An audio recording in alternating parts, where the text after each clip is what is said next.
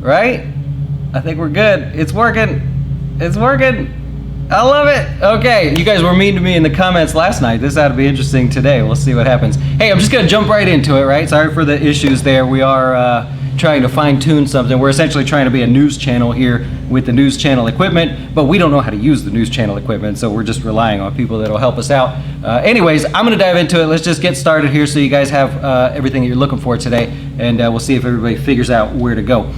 Stock market continues that real simple, kind of slow and steady rally there. You can see that the Dow was the one that was higher today by 1% overall. It is now down less than 10% year to date, so I don't know if you want to celebrate that or not, but we've been down double digits. Now we're only down 9.8% on the Dow.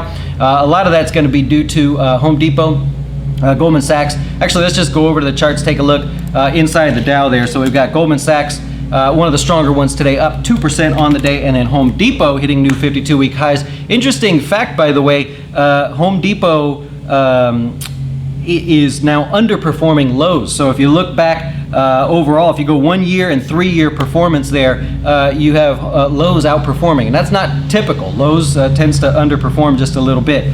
So that's that one there. That's what's helping out the Dow overall. The NASDAQ was your laggard today, but it was just an underperformer. It wasn't like it was bad or anything. It was just 0.5% higher on the day. The big cap stocks, your big fancy names there, they sort of took the day off. They really didn't get going on the day there. They were kind of weak overall, but the NASDAQ is now up 7% year to date. If you happen to be paying attention there, your big caps, your bigger names there, like your Facebook, it was an underperformer today, only added 1/3%. They've got those issues with the virtual walkout thing there. And your chip stocks, Intel, there you go.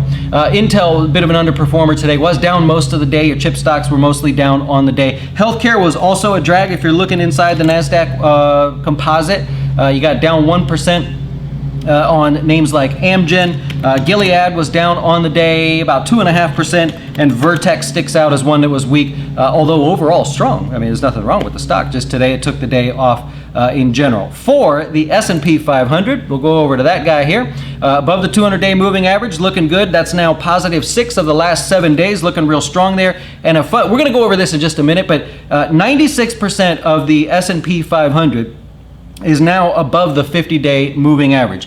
There are only 5 other days since 1990 that it has been stronger. We're also going to cover this in our class for clients tomorrow as well. And as far as the stock market goes, we are now 40% off the virus lows. And the virus lows are mostly marked by March 23rd. So if you're going to set some sort of chart and you want to look back and take a look, it's basically March 23rd is where we mark it. March 20th for the NASDAQ is when it made its low. But here's the performance of the major indices, the 4 of them, off the virus lows there. Really strong, right? Really, really strong overall. 40 is the fastest rally of this magnitude since May of 2009. So this is not common. In other words, if that's something you're trying to take a look at there.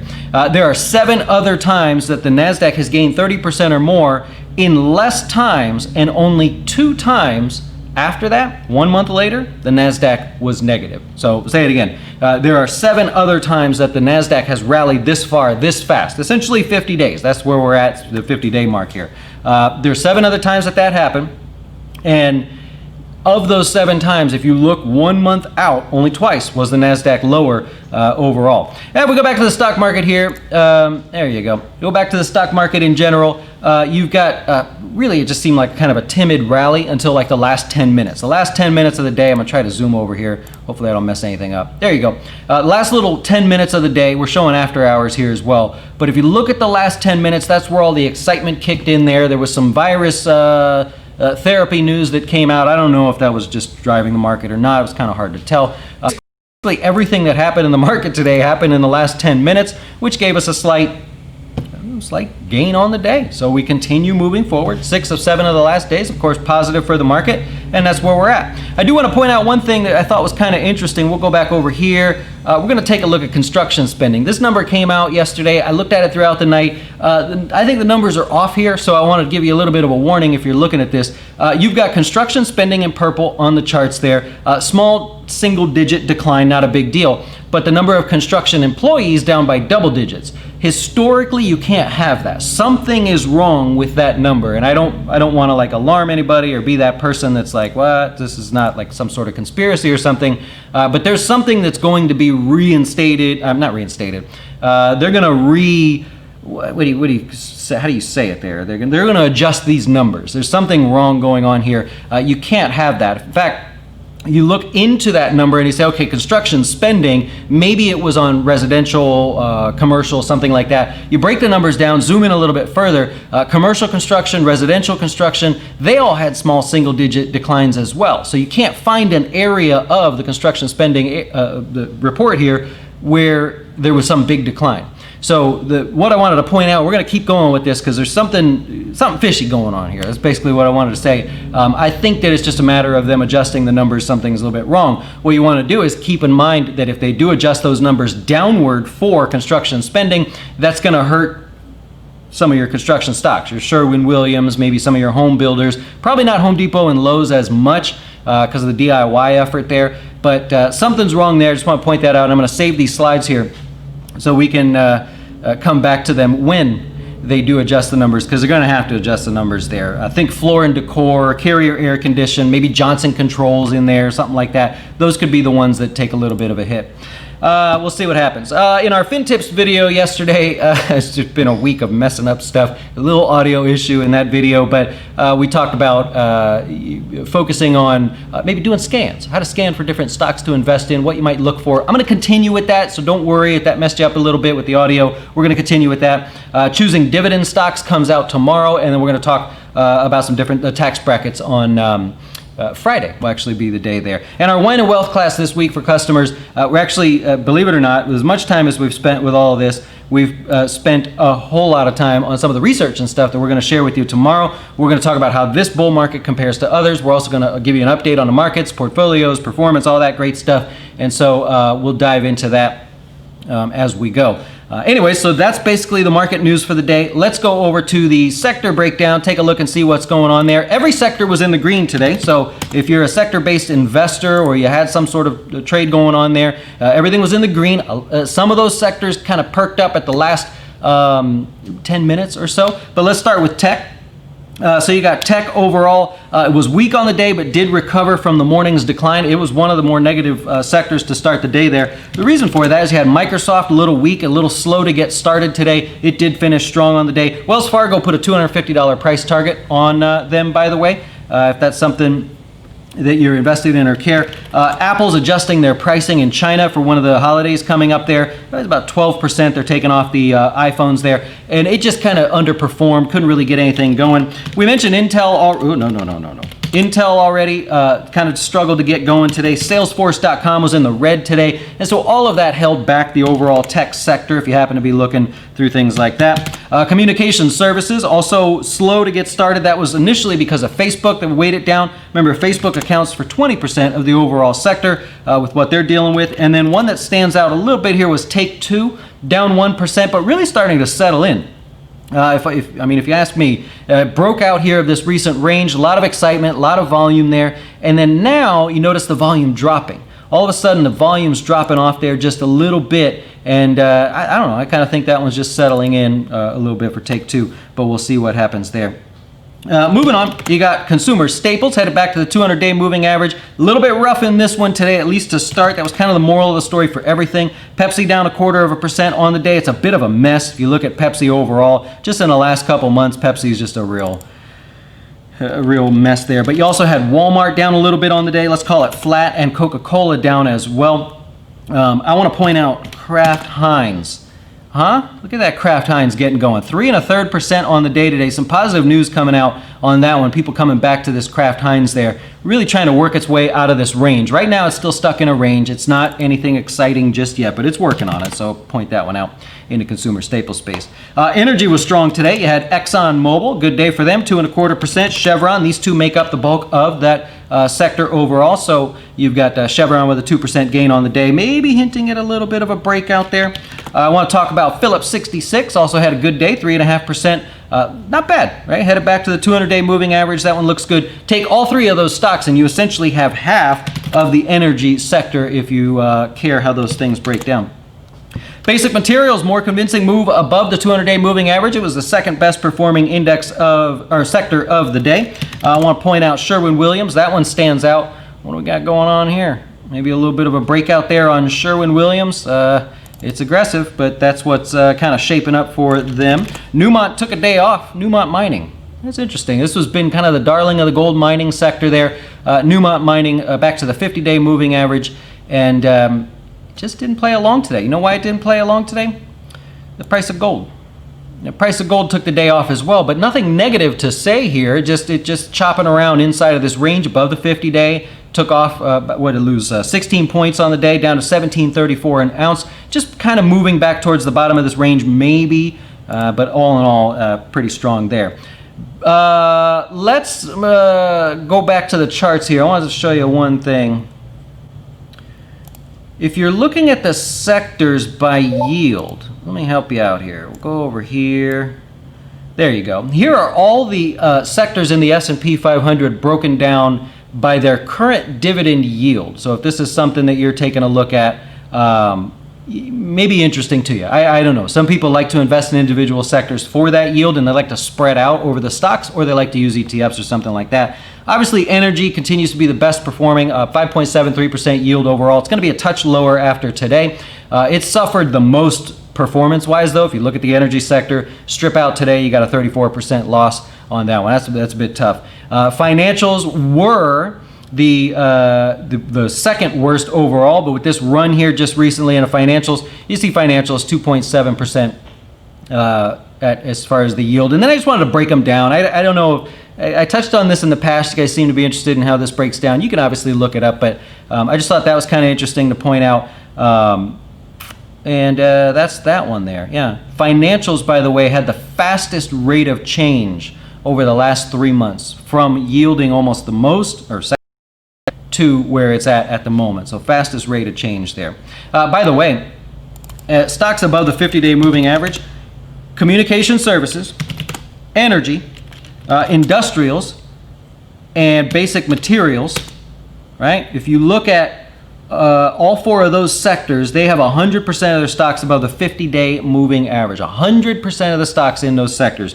Utilities are the weakest, and utilities have 90% of their sector over the 50-day moving average. It's a kind of unheard of strength here. I don't mean to scare you or excite you or anything, but it's kind of very interesting strength. So we'll move on from that. Let's go to the technical breakdown here, see what we got going on. 15 new highs today, right? 15 new highs. You got Charter. Charter Communications hitting new highs after kind of a little recent breakout there. It's sloppy, but a little recent breakout for you technical traders if you like looking at that sort of thing. You got eBay and Crown Castle again on the mix there, continuing their run. Let's take American Towers. Didn't quite get there today, but that's all right. Lowe's moving higher there today. Like I said, beating Home Depot on a 1 and 3 year time period at the moment. And Equifax was your best performer. Strong day, about 7%. Just broke out real strong there. Above average volume, above average volatility on the day. Good day for Equifax.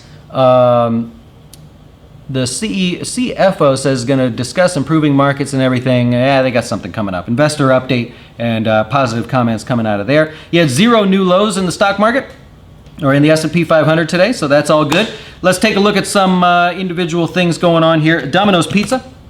That's that breakout we've been talking about. Still is yet to get started. Xilinx from the other day hinting at a little bit of a breakout there, and today coming a long way. Nice day, 2.5%, considering the sector was pretty weak. That's pretty interesting there. 2 stocks. We'll cover this real quick. Hess. So Hess has got a little downtrend breakout here. This is for my technical traders out there. If you don't like this sort of thing, this is not maybe, sorry, I don't know. But you got Hess breaking out here. Why wouldn't you trade Hess? If you had to choose between Hess or Freeport-McMoRan, Both have downtrend breakouts here, both under the 200-day moving average. There's a difference between the two. Let's show you. So technical traders, we'll go over here, give you a little extra since we messed up for you today. Check this out.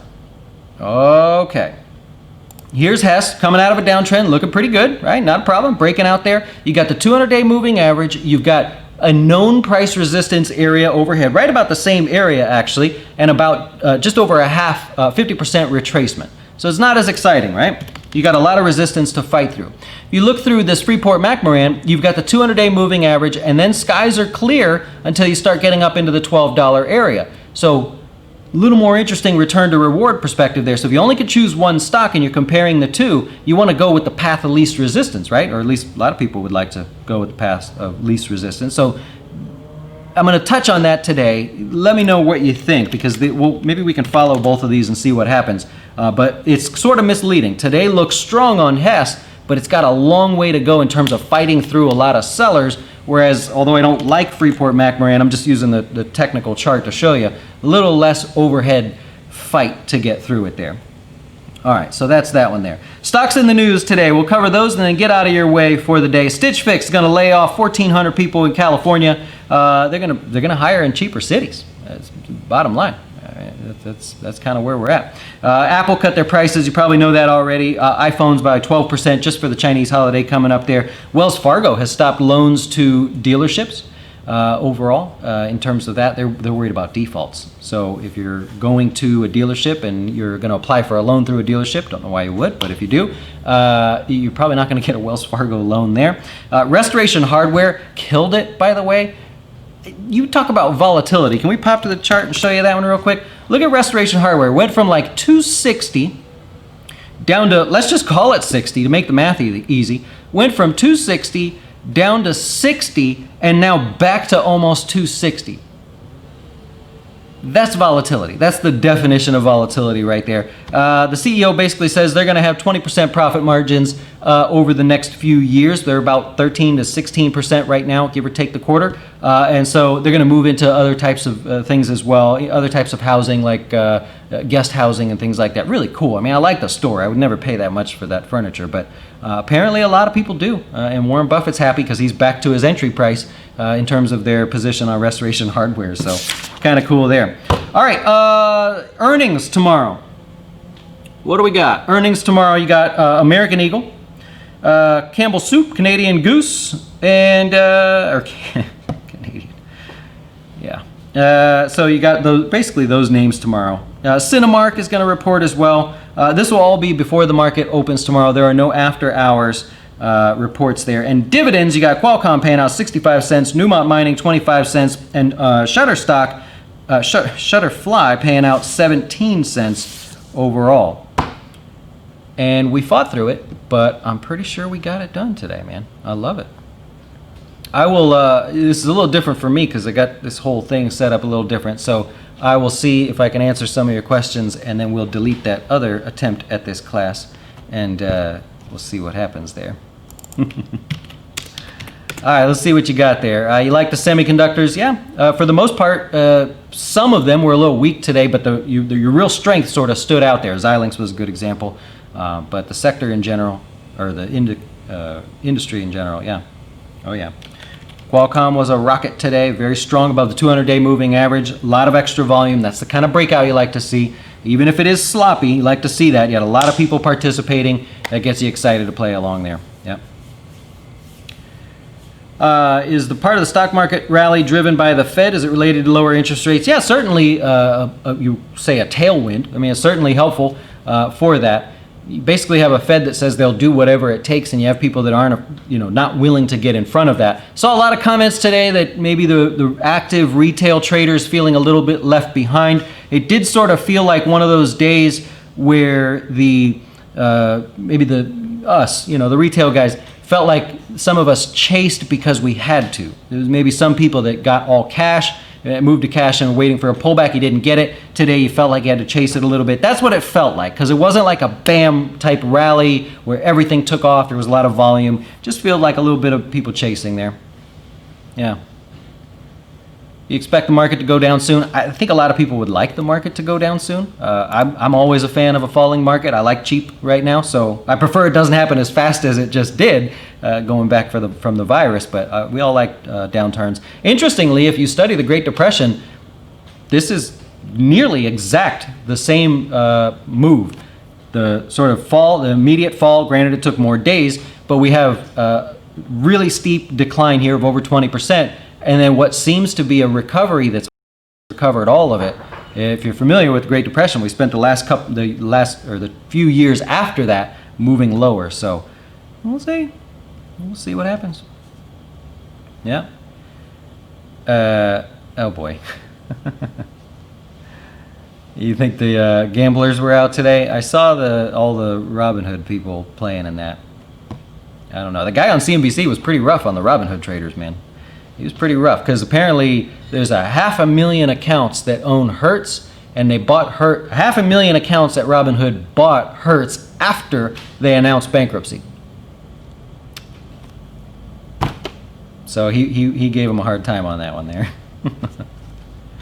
And he's I forget it. I would say his name. I'm not trying to avoid his name. I can't think of his name.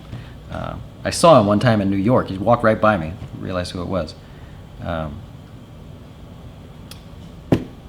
Bob Pisani, that's the name, Bob Pisani, yeah.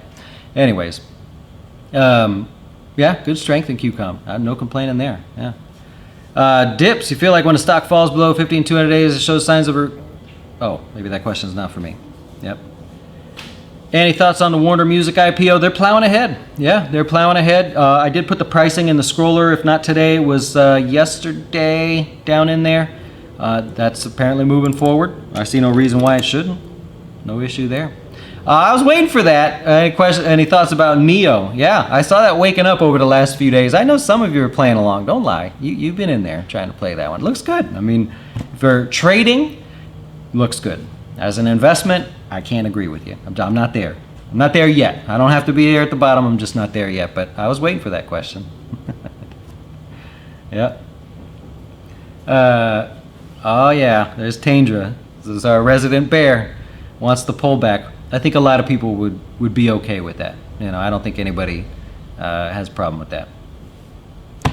Hey, I thank you for fighting through this with us here today. There will likely be more times that we have issues throughout the week until we get this dialed in, but we're going to get it dialed in one way or another, because you guys remember when I first started doing this? Those of you that go back that far, holy cow, that was a mess. Now I got help, but none of us know what we're doing. We're just winging it.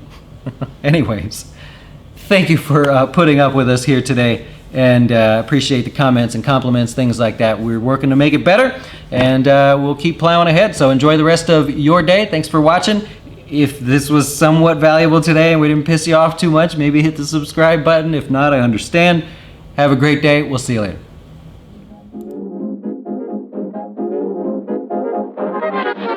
Why should you choose Jazz Wealth as your retirement or long-term investing service? Our portfolios are managed by us, not some faceless mutual fund manager. Our private classes will teach you everything about investing and getting your dough straight. Best of all, our fiduciary standard means your best interest comes before ours.